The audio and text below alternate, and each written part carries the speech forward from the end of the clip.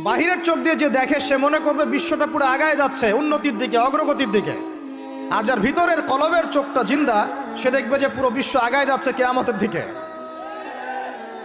বাহিরের চোখ দিয়ে যে দেখে সে মনে করবে যে বিশ্ব রাজনীতির মনে হয় খুব সুন্দর অবস্থা, আর ভিতরের চোখ দিয়ে দেখলে আপনি বুঝবেন বিশ্ব রাজনীতি যাচ্ছে একটা মালহামার দিকে।